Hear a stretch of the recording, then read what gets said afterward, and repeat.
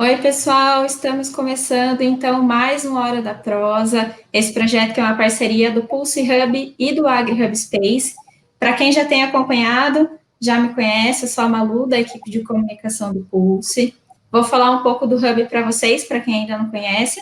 O Pulse é uma iniciativa da Raizen, nós trabalhamos com um modelo de inovação aberta e conectamos startups a universidades, investidores, a própria Raizen, além de outros players do mercado, né, aproximando pessoas que tenham desafio a empreendedores que tenham soluções inovadoras.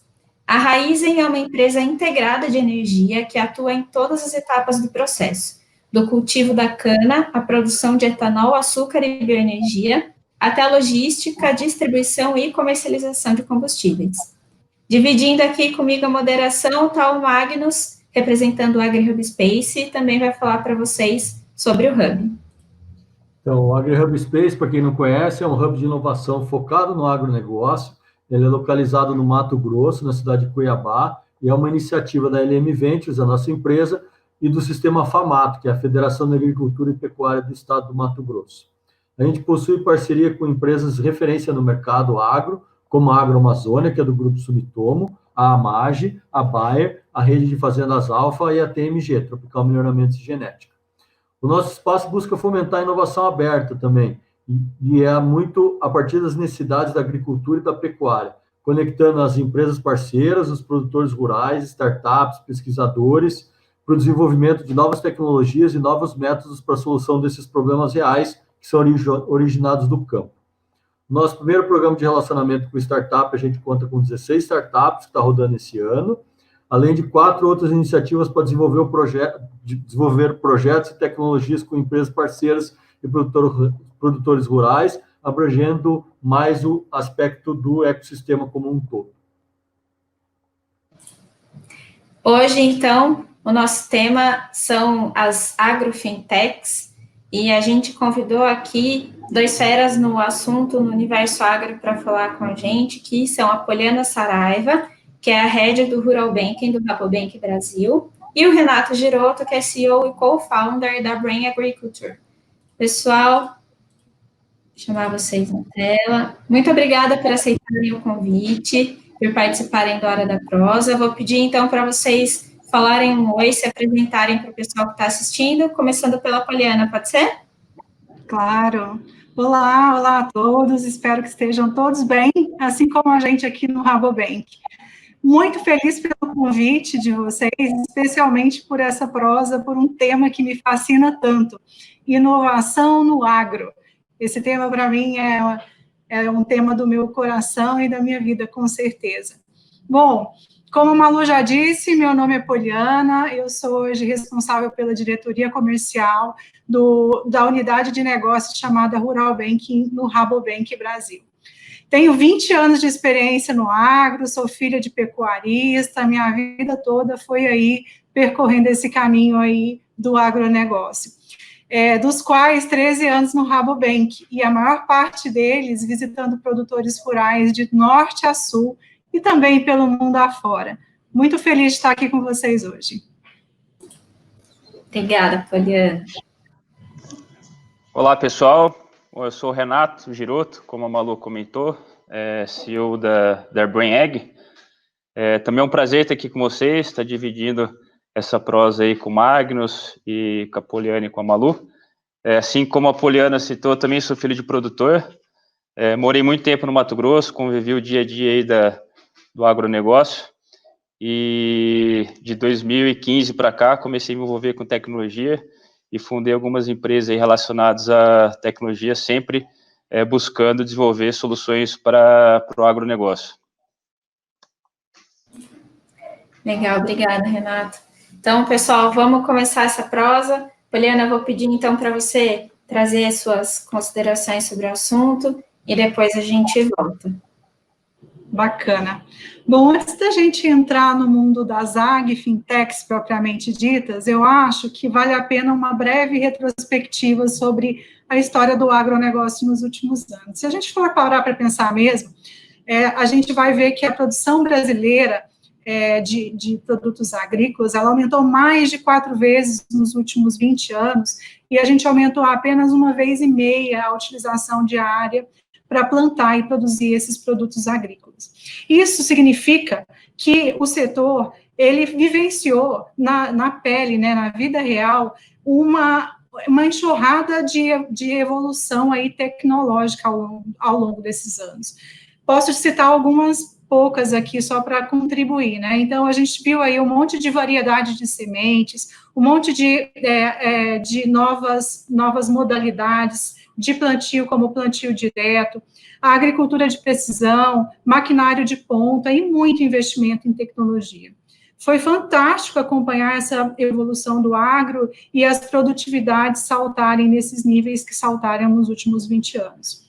O setor também contou com um volume de investimento bastante significativo para esse desenvolvimento tecnológico, não só sob a ótica das indústrias que fizeram os desenvolvimentos, mas também sob a ótica dos produtores rurais, que implementaram essas inovações aí nas suas propriedades. Nesse mesmo período, os produtores rurais também se tornaram verdadeiros empresários agrícolas, né? Eles viram suas propriedades aí se tornarem grandes, circularem e movimentarem muitos funcionários, uma riqueza muito grande, uma diversidade de assuntos e tecnologia, e veio consigo aí alguns desafios de gestão para que eles pudessem evoluir nesse sentido também.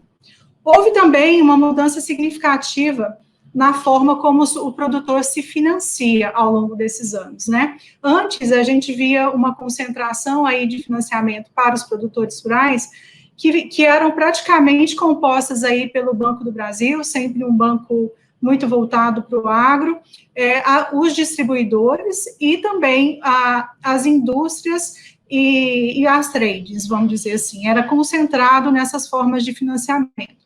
Hoje, se a gente for olhar os produtores de média e larga escala, eles contam com mais de 4 bancos de relacionamento, eles também têm uma variedade no seu pool aí de financiamento, a gente já começa a ver outras formas que estão no mercado de capitais, como CRA, como parceria com fundo de investimentos, quer dizer, este movimento também está acontecendo no agro.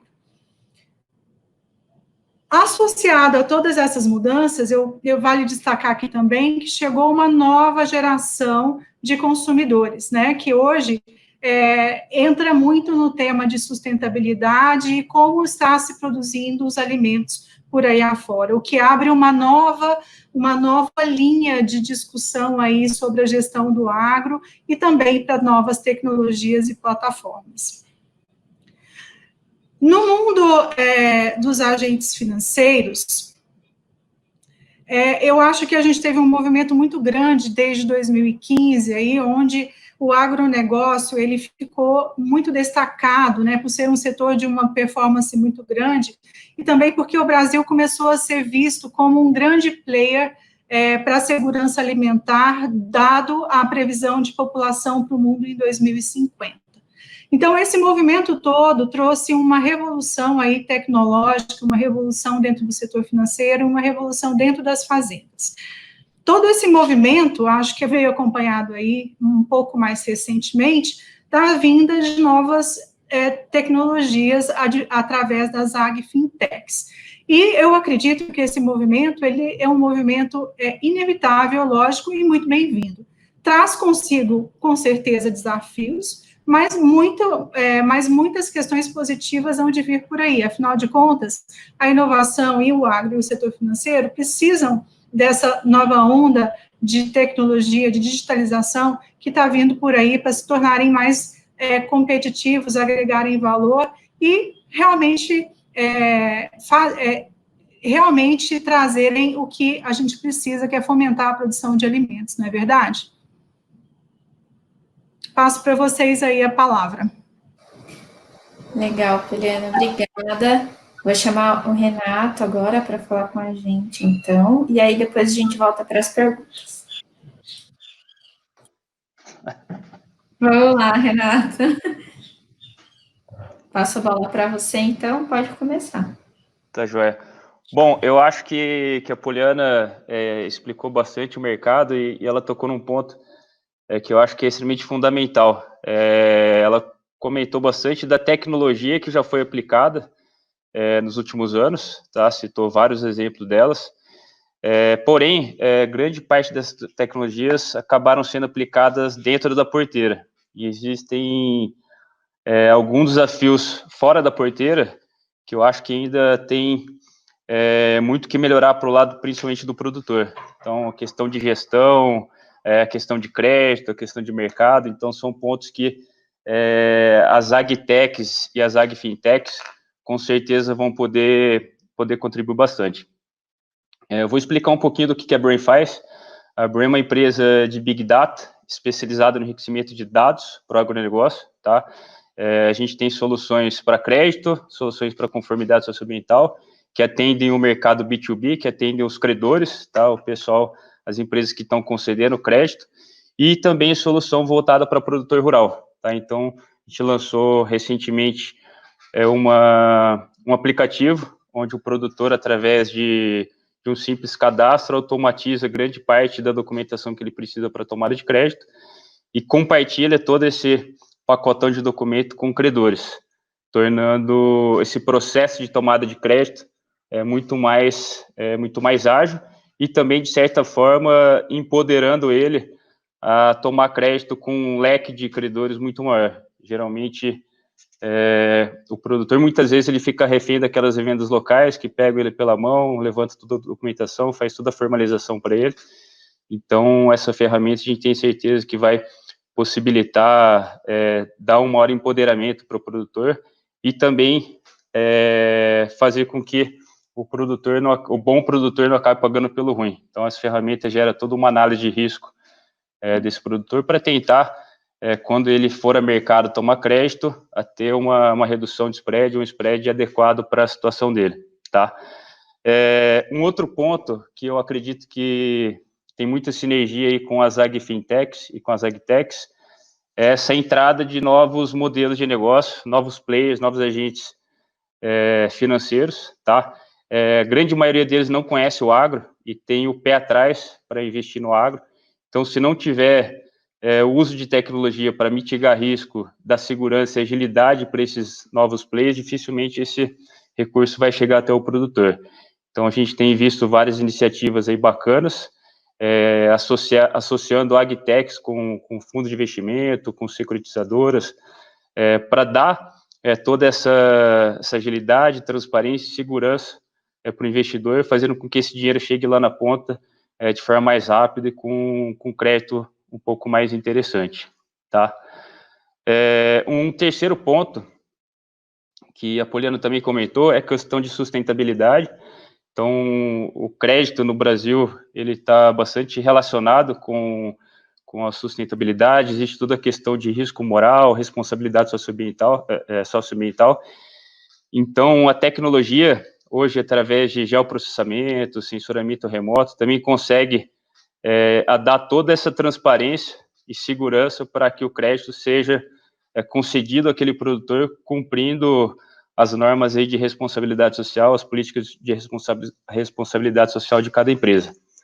Então, é isso que eu tinha para falar e passo a bola para vocês agora. Obrigada, Renato. Vou chamar aqui o pessoal para a gente começar a nossa prosa. Queria fazer a primeira pergunta para vocês. Como grandes instituições financeiras podem se beneficiar dessa relação com as agfintechs, né, através de novos produtos, trazendo inovação para esse mercado? Bom, Renato, posso começar aqui, depois você complementa aí com a sua visão. Bom, no Rabobank, a gente sempre esteve conectado com os produtores rurais, e como eu disse, inovação é um dos temas que sempre me fascinou muito. Eu acho que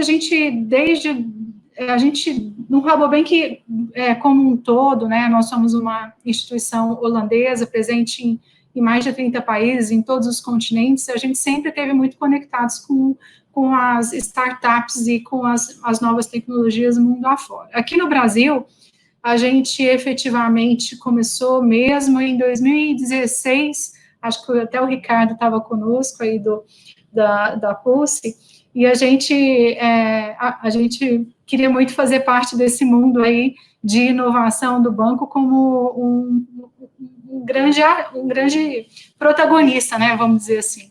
Foi quando a gente começou a olhar as soluções georreferenciadas para nos ajudar a não apenas mitigar o risco, mas também agregar valor para os nossos clientes, né, para os nossos produtores. A gente se associou aí a uma startup que faz o mapeamento georreferenciado, e a gente faz hoje análises socioambientais, análises de garantia, através de uma empresa que hoje é nossa parceira, e já traz essa tecnologia aqui conosco. Então, acho que eu vejo que as agfintechs, as startups e todas essas empresas que têm agilidade no desenvolvimento, elas são grandes parceiras das grandes instituições financeiras, e não é por isso que é diferente que a gente vê o movimento aí dos grandes bancos, né, tendo aí dentro dos seus hubs, né, tendo próximo a si hubs de desenvolvimento de todas as naturezas. Então, eu acho que é inevitável esse tipo de movimentação. As grandes instituições financeiras sempre estarem de olho aí nos movimentos das startups, nas agfintechs, lógico que tem o aspecto de competição em algumas óticas, mas eu acho que tem muito mais sinergia, traz muito mais sinergia ao longo do tempo do que competição propriamente dita, vamos dizer assim. Bom, eu concordo plenamente com a Poliana. Eu acho que existe uma sinergia muito grande entre as agtechs e agfintechs com as grandes instituições. A gente já conversou com quase todas as instituições financeiras, e a gente sabe que o processo para desenvolvimento interno de um novo produto, de uma nova tecnologia, e a validação disso dentro de um banco ou de qualquer outro grande player, acaba sendo muito mais lento e muito mais burocrático do que o processo de desenvolvimento de uma startup.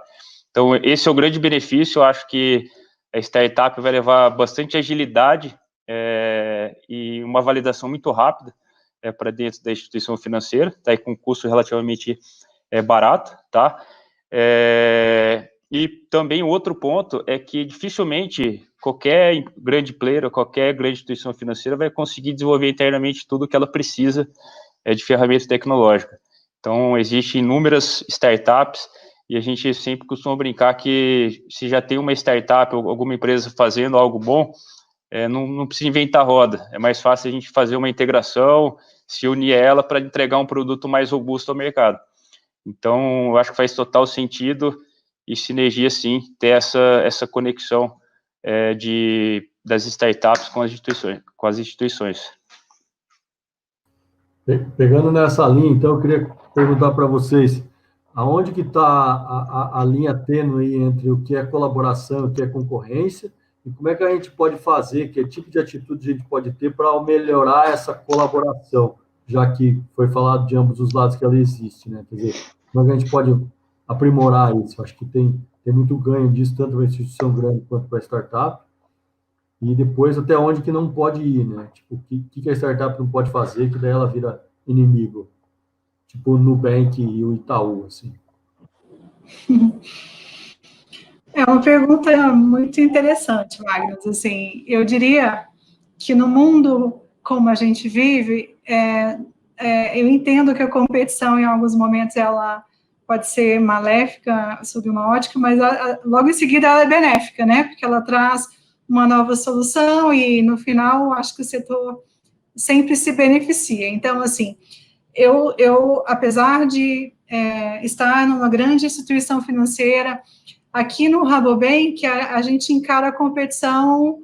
É lógico que tem momentos que ela pode até machucar e não ser tão benéfica no primeiro momento para o setor, mas eu acho que no final das contas, ela no fim traz positivo, traz sempre um final positivo, porque ela traz novas formas de se ver, novas formas de fazer, e um processo às vezes mais rápido e até mais barato, vamos falar assim. Então, a falta de competição, ela nunca é saudável para o setor. Eu sempre acredito nesse parâmetro. Então, eu não vejo competição como um fator negativo, propriamente dito. Sobre a ótica da cooperação, acho que o que o Renato falou é muito apropriado. Assim, as startups, elas têm agilidade, elas conseguem andar rapidamente, elas conseguem influir, elas têm menos peso, né, de uma grande instituição financeira ou qualquer outra grande indústria, vamos dizer assim. Eu acho que para melhorar essa cooperação, o que precisa é um pouco alinhar expectativas e alinhar um pouco o que se pretende, né? Qual que é o produto final que as startups querem chegar, e se realmente esse produto final, ele agrega valor propriamente dito nesse sentido ou no outro sentido. Então, eu acho que uma comunicação muito presente entre todos os elos da cadeia, porque às vezes a gente fica preso, o Renato também comentou isso, num pedaço do elo da cadeia, só dentro da porteira, ou só fora da porteira. Eu acho que a gente chegou num momento da história do agronegócio mundial, que se a gente não olhar a cadeia propriamente dito, a gente pode não chegar num valor agregado que vai valer a pena de ser desenvolvido. Então, eu acho que agora o grande desafio que a gente vive é achar soluções que a gente vislumbre e integre a cadeia como um todo, desde a produção até o consumidor final. E aí a gente vai conseguir realmente fazer disrupturas que o setor vai precisar. O Magnus, respondendo a sua pergunta, assim, eu acho que a linha tênue entre uma startup, uma agfintech e um banco, ela ainda está muito longe de estar na linha tênue, porque é um mercado extremamente grande, é um mercado ainda carente de crédito, tá? Então, acredito que vai demorar bastante para ter essa proximidade de se aproximar da linha tênue, tá? Bom, paralelo a isso, tem um ponto que a Poliana falou que eu achei bastante importante, que é esse alinhamento entre a expectativa de quando a startup vai fazer um piloto, uma POC com um grande player, às vezes a gente percebe que falta bastante alinhamento e as coisas não acontecem do jeito que deveriam acontecer e acaba frustrando as duas partes. Então, eu acho que é um ponto que deve ser muito bem estudado e alinhado, porque eu acredito que o banco, qualquer instituição financeira, não vai fazer duas POCs com a mesma startup. Fez uma, não deu certo, dificilmente vai acontecer de novo, isso com qualquer outro grande player, tá? E outro ponto que a gente se depara bastante quando a gente senta com um grande player é que, na maioria das vezes, eles querem tudo, tá? Eles querem a solução que vai resolver a vida deles, de ponta a ponta. E a gente sabe que não é bem assim entregar isso. As coisas têm que ser entregues no formato de sprint, com validações, enfim. Então, muitas situações a gente senta para conversar e eu penso, não, mas se você não me entregar tudo, para a gente não funciona. Tá? Então, e na maioria das vezes o tudo acaba sendo inviável para uma startup no início de vida. E um ponto que é essencial sobre essa ótica, assim, eu entendo que é esse ponto exatamente, a gente quer uma solução imediata para uma dor, né? Sempre o ponto de partida de uma conversa, quando a gente busca uma solução para qualquer empresa, seja ela um banco, um grande banco, ou o próprio produtor rural. Eu acho que a gente está chegando num momento que a gente precisa entender essa dor, como eu disse, dentro de uma cadeia, porque as coisas estão se transformando muito rapidamente. Então, às vezes, quando você acha a solução para uma dor, a cadeia já se transformou. Então, as validações de soluções, não só sobre uma ótica bilateral, hoje ela é fundamental. Ela precisa ser numa ótica multifuncional e da cadeia como um todo, porque aí a solução ela é mais completa, né? Então, às vezes, a solução não está naquela cadeia, está em outro elo da cadeia. E aí a gente precisa ampliar os horizontes e olhar aí parceiros que conseguem entender um pouco de uma forma mais ampla e não apenas bilateral ou unilateral. Puxando esse gancho da cadeia, assim, como é que você enxerga que a gente pode trabalhar mais essa integração? Porque a gente vê um pouco o negócio como silos, né? As próprias sei lá, vamos pensar assim, Associação AproSoja, Associação do Produtor da Soja. Aí depois você tem ABS, Associação dos Sementeiros. Quer dizer, você tem ali na cadeia, cada elo, vamos chamar assim, usando o seu termo, da cadeia, meio que ele consegue se organizar e até avançar, tanto tecnologicamente como politicamente, etc. e tal. Mas não existe nada que junte esses caras. Até às vezes a discussão é antagônica, né? Como é que a gente faz, então, para essa cadeia se organizar mais? Como é que a gente move de um elo para o outro? Eventualmente, como é que a startup pode até ajudar, né, nessa conexão aí entre os elos da cadeia? Como é que a gente avança nisso? Bom, buscando parceiros que tenham essa visão global, né? Eu acho que esse é o primeiro ponto. Eu acho que enquanto a gente estiver na mesa pouca gente ou poucos elos da cadeia, é difícil você achar uma solução mais integrada. Eu acho que o ponto de partida é buscar cooperação integrar empresas que fazem parte do elo como um todo mesmo. E começar a entender uma nova tendência, né? Eu acho que o que trouxe a gente até aqui foi fantástico, mas as coisas, as empresas e o consumo está em transformação. Então, às vezes, o que eu disse é a história do curto prazo, achar uma solução que rapidamente bota algum elo um pouco mais em vantagem, ele pode trazer, sim, uma vantagem competitiva temporária, mas eu acho que aqui no Rabobank a gente sempre teve visão de longo prazo. Então, acho que uma das questões que a gente precisa pôr na mesa é olhar um pouco mais para frente e trabalhar um pouco mais como cooperação, como cooperados, né? Como cooperados de uma cadeia que tem um propósito único, que tem muito desafio pela frente. Se a gente se olhar como adversários, a gente vai demorar mais para chegar lá, provavelmente. Então, eu acredito que a cooperação e uma visão mais holística sobre a cadeia toda, ela é fundamental, assim, então tem que pôr mais peças para a discussão, né, mais elos, mais componentes para a discussão. Eu acho que essa é sempre a melhor discussão. E se a gente for fazer uma associação aos tempos atuais que nós estamos vivendo, a gente nunca falou tanto em cooperação, não é verdade? Acho que a gente está vivendo um momento único aí, que a cooperação se mostrou ainda mais importante não só para nós como pessoas, mas para as empresas, para elas se sobreviverem a esse novo modelo aí de trabalho em home office e tudo mais. Estou aqui trabalhando de casa, o banco está praticamente todo trabalhando de casa. Então, a cooperação, ela virou uma palavra um pouco mais relevante nos nossos dias atuais. E eu espero que essa palavra, ela se torne um pouco mais relevante também para os negócios e para os desenvolvimentos aí dos que vem aí pela frente sobre as fintechs, as agfintechs, as startups de todas as naturezas. Super legal. Renato, você meio que tenta juntar elos aí diferentes com a sua solução. Como é que tem sido essa experiência aí, cara? Sim. Tem que falar com com o outro, depois junta todo mundo, consegue juntar todo mundo uma vez só, ninguém fala com ninguém. Não, a ideia é realmente integrar, sim, é ter essa cooperação mútua aí dos players que estão envolvidos. Isso já acontece em alguns segmentos, Magnus, principalmente algumas operações de barter, por exemplo, onde a revenda trabalha em parceria com a química, que vai fazer a cessão desses grãos para uma trading, que vai pagar o produtor, enfim. Já existe algo, mas ainda, assim, longe de ser ideal, tá?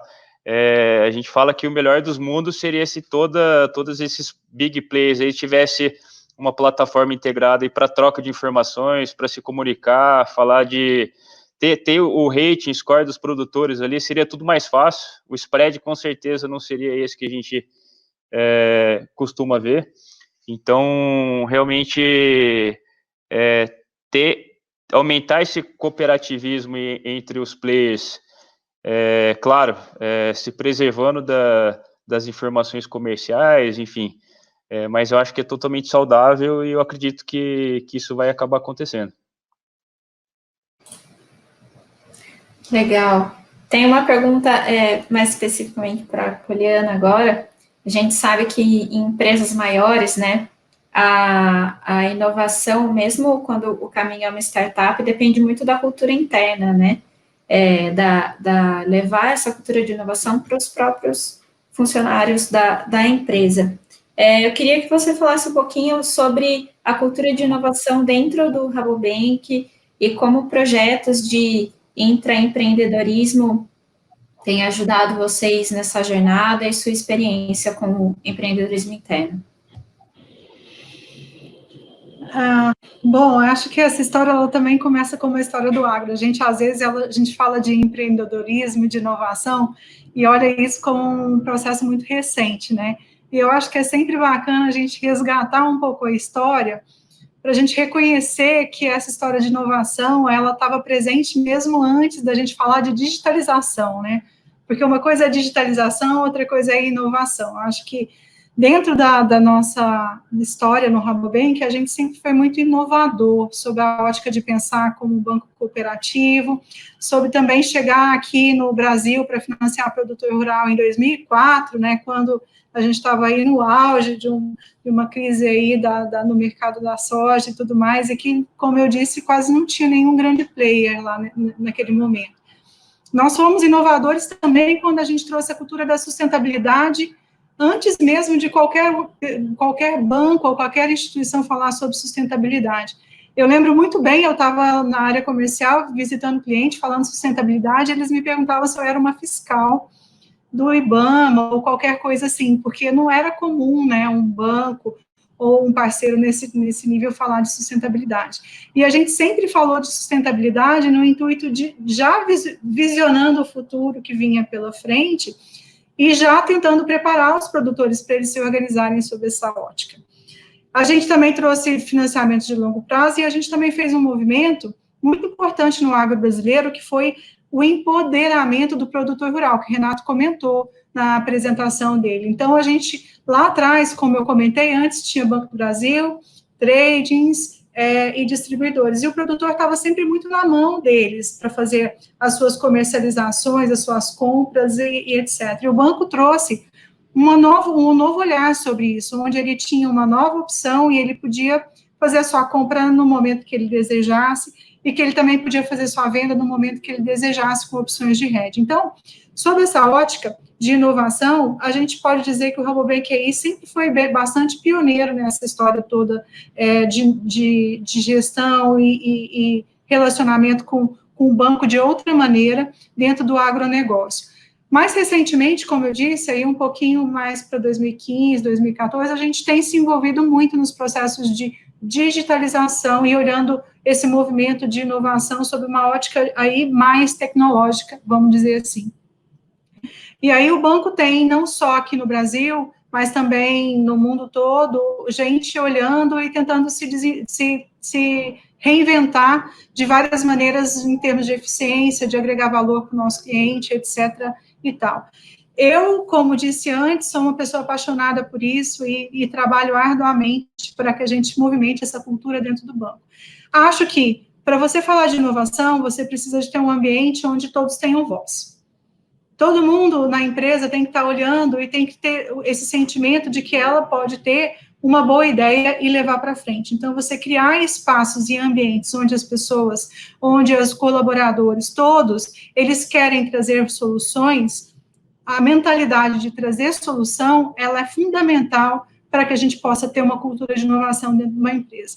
Então, eu trabalho muito fortemente com os líderes de todo o time e intratime para a gente ter essa mentalidade, todos os dias a gente tem que acordar e falar qual que é a solução que a gente pode pensar hoje. E muitas vezes essas soluções podem estar atreladas a novas ideias, parcerias, e quem sabe aí uma revolução aí tecnológica. Mas eu acho que você tem toda a razão, Malu, quando você diz, para a gente falar em inovação, a gente precisa criar um ambiente propício dentro das empresas, das companhias, e também dentro das parcerias, né? Então, sempre que a gente estabelece uma parceria com os nossos clientes, a gente também tenta trazer esse olhar de novas soluções e novas possibilidades. Legal, bacana. Magnus, mais perguntas? Queria perguntar para o Renato aí como é que tem sido a experiência. A gente falou, né? Você falou, a startup é mais ágil, tal. A Poliana mesmo falou assim, não precisa carregar todo o tamanho de uma instituição, né? mas a minha pergunta para o Renato é, trabalhando com essas instituições, como é que tem sido a sua experiência de ajudar nessa mudança cultural, levar um pouco do que a startup faz, como é que o pessoal reage, se todo mundo bate palma, se todo mundo vira as costas, como é que é esse dia a dia da startup aí, trabalhando com empresas grandes? Ô, Magnus, o dia a dia é bastante árduo, tá? Mas o que a Poliana falou, a gente percebe nitidamente o perfil de cada empresa. A gente acessa alguns players que são extremamente abertos, têm uma mentalidade extremamente empreendedora e fazem questão de te ouvir e debater o projeto. E, por outro lado, a gente chega em alguns players que são extremamente tradicionais, que são fechados, que a gente sabe que dificilmente a curto prazo vão aderir a algum tipo de tecnologia que não seja extremamente fundamental, tá? Então, tem essas duas verticais aí, tá? Mas é um dia a dia muito bacana, tem muito desafio e todo dia a gente está aprendendo um pouco mais. E aí você separa, o cara que é meio tradicional, você deixa para visitar ele ano que vem. Isso aí, vai colocando para o final da fila. É um desafio, eu acho que, se eu puder contribuir aí, acho que esse é um dos grandes desafios, vamos dizer, porque a quantidade de soluções, startups, empresas que estão surgindo, elas são muito grandes, e eu percebo isso não só na minha agenda dentro do Rabobank, mas sempre percebi isso também na agenda dos nossos clientes, dos produtores, então os produtores, tinha uma fila de gente querendo trazer soluções, e às vezes também, quando eu me perguntava quais as soluções já estavam lá dentro, eles tinham, sei lá, 20 em teste. 20 situações em teste dentro da empresa. Eu acho que esse é um dos desafios que a gente vai ter que ver como que a gente organiza para frente, para ser um pouco mais efetivo mesmo. Porque a quantidade de inovações que estão aparecendo, elas geram uma quantidade de dados que, desorganizados, eles não trazem tanto valor. E também como organizar isso dentro das agendas e tudo mais. Eu acho que esse é um dos pontos de atenção que toda a cadeia, tanto de startups, grandes empresas, os consumidores e todo mundo, a gente precisa pensar como que a gente organiza. Porque eu acho que, assim como na natureza, que os recursos, eles são muito preciosos, acho que também a gente deveria organizar os nossos recursos aí de criatividade e organização nesse sentido. Eu acho que esse é um dos grandes desafios que estão aí já pipocando nas nossas vidas como um todo. Deixa eu aproveitar esse gancho, Poliana, e você tem muito contato com o cliente, que a gente já falou aqui na nossa conversa, ou na nossa prosa, melhor dizendo. Mas como é que você está vendo a adoção de tecnologias pelos produtores, assim, lá na ponta, lá, né? Quer dizer, como é que você sente também? É mais ou menos a mesma coisa que o Renato falou, quer dizer, tem uns caras que abraçam e vão embora, e tem outros que estão muito Se eu puder complementar essa pergunta, no agro a gente fala muito sobre adoção de tecnologia pelos mais jovens, né? Vocês percebem isso também do lado financeiro ou não? Do lado financeiro é um pouco mais fácil acessar aqueles produtores mais tradicionais, mais antigos? Não, é claramente perceptível. Uma das questões que, para mim, sem volta que a transformação, ela vem com as gerações, né? Então, a gente está recebendo aí, se a gente for olhar a história do agro brasileiro, vamos falar assim, em linhas gerais, a terceira geração. E essa terceira geração é muito diferente da segunda, que são os pais e dos avós. Porque as empresas, elas ficaram grandes demais e elas não dividem mais. Né? Antigamente, quando os pais recebiam dos avós, dos antepassados, eles dividiam, cada um tocava o seu e seguia em frente. Lógico que a gente viu aí a adoção de um monte de tecnologia ao longo da história, mas muito, como o Renato disse, relacionado a dentro da porteira, né? Então, produzir mais, novas variedades. Sob essa ótica, essa geração foi bastante empreendedora. O que acontece agora é que chegam gente nova, né? Agora chegam os filhos e, em alguns casos, até os netos. E eles fazem parte da mesma do mesmo negócio, eles não se separam mais, eles têm que conviver na gestão. E aí eles trazem um frescor e uma ansiedade por novas tecnologias e novas adoções, né? Quando eles se formam, o dia a dia deles já é diferente, né? O dia a dia deles já é tecnológico. E eles querem colocar tudo isso dentro das fazendas. A grande questão envolvida em tudo isso é como colocar tudo isso sem gerar um monte de trabalho que não agrega valor, que é o que a gente estava comentando. Mas, sem sombra de dúvida, essa geração que está chegando, ela traz consigo esse papel, na minha opinião, assim, de transformar as atividades aí, essas empresas do agro, de uma forma muito grande do ponto de vista do uso da digitalização e de novas adoções tecnológicas sob essa ótica, não só sobre a produtividade, mas a produção de dados. E aí, a hora que a gente fala de produção de dados, aí tem vários dilemas envolvidos. Quem é o detentor do dado?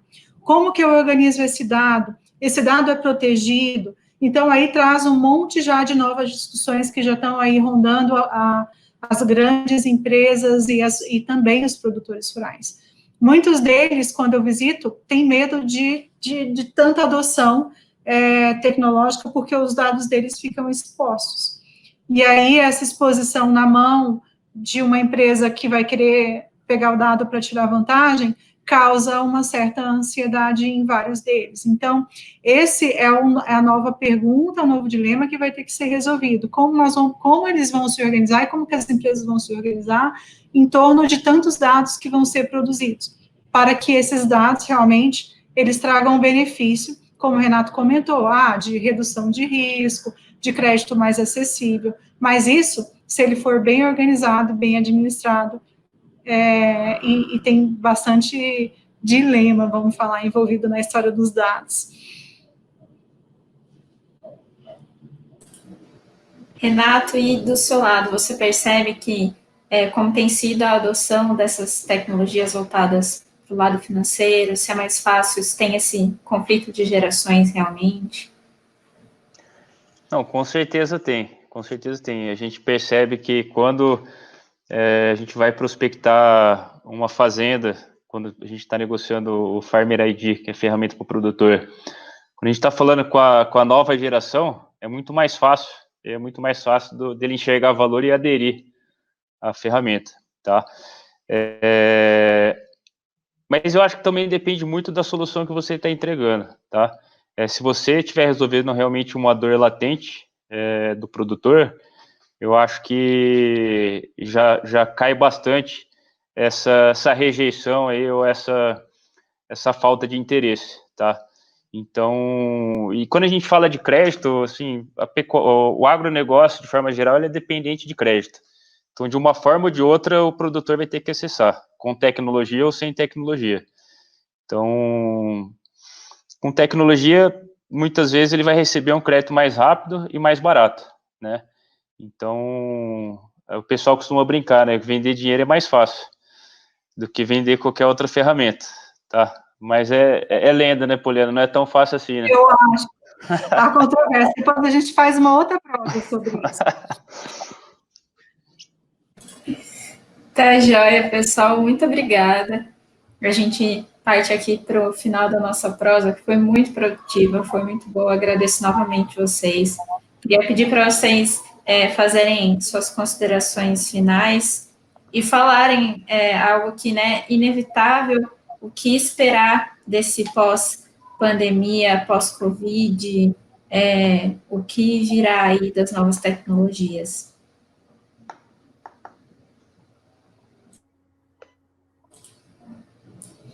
Bom, muito bom mesmo esse dedinho de prosa aí com vocês. Como eu disse no começo, é um tema que bate muito forte no meu coração, porque é a soma de inovação com agronegócio, que sempre foram minhas paixões. Eu acho que a gente estava vivendo já, né? A gente já falava no mundo VUCA antes mesmo de vir a história do Covid-19 e a pandemia. Então, a gente já falava no mundo em transformação. Acho que o que a gente está vivendo hoje é um momento muito único na história do mundo como um todo. A gente nunca tinha vivido uma situação parecida, que coloca em xeque e também acelera um monte de movimento, né? Esses movimentos de transformações que já estavam acontecendo, eles, de uma maneira ou de outra, tomaram mais velocidade, né? Há quem diga que a gente adiantou aí uns 3 anos no mundo de digitalização e de inovação. Eu, sinceramente, ainda não sei precisar o quanto a gente adiantou, mas com certeza trouxe um nível de urgência para que a gente se torne mais digital, mais tecnológico, bastante significativo, né? Acho que também põe em jogo valores, né? Então, acho que a gente coloca valores aí na mesa que se tornam mais relevantes e que têm mais voz, etc. Então, eu vejo sempre sobre o lado positivo. Eu acho que todos os acontecimentos, eles trazem consigo movimentos que são necessários e acabam acelerando transformações que também lá na frente acabam se reorganizando. E dependendo de como as empresas e como as pessoas lidam com isso, a gente vai conseguir, com certeza, resultados muito bacanas para todo mundo. Afinal de contas, eu acho que se a gente fala de agronegócio, a gente tem aqui, como todo mundo, não só o Rabobank, acho que todo mundo deveria ter essa missão, de realmente ter a missão de cultivar um mundo melhor juntos, né? A gente tem aí uma população gigante para alimentar, e a gente também tem aí uma cadeia muito que se provou resiliente a toda essa história. Então, acho que o agronegócio também mostrou mais uma vez a sua resiliência.